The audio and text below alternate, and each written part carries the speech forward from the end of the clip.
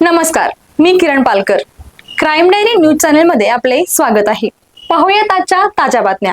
इचलकरंजीत धारदार कोयता बाळगणाऱ्यावर गुन्हा.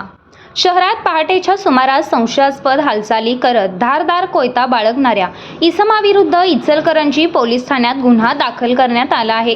पोलिसांकडून मिळालेल्या माहितीनुसार अबूबकर फैयाज अपराज, वय वर्ष 55, राहणार मरगुबाई मंदिर मागे नदीवेस नाका, इचलकरंजी, हा इसम दिनांक 11 एप्रिल 2026 रोजी पहाटे 3:15 सुमारास इचलकरंजी पोलीस ठाण्यासमोर संशयास्पद अवस्थेत आढळून आला. तपासणी दरम्यान त्याच्याकडे एक लोखंडी धारदार कोयता आढळून आला. सदर कोयता हा धारदार व घातक असून तो विनापरवाना जवळ बाळगल्याचे समोर आले आहे. शहरात सध्या शस्त्रबंदी आदेश लागू असतानाही संबंधित इसमाने कोयता जवळ ठेवून नियमांचे उल्लंघन केल्याचे स्पष्ट झाले आहे. या कारवाई दरम्यान आरोपीकडील MH51E 6437 क्रमांकाची दुचाकी देखील जप्त करण्यात आली आहे.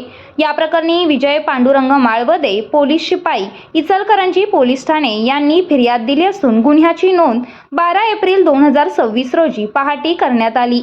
पुढील तपास पोलिसांकडून सुरू आहे.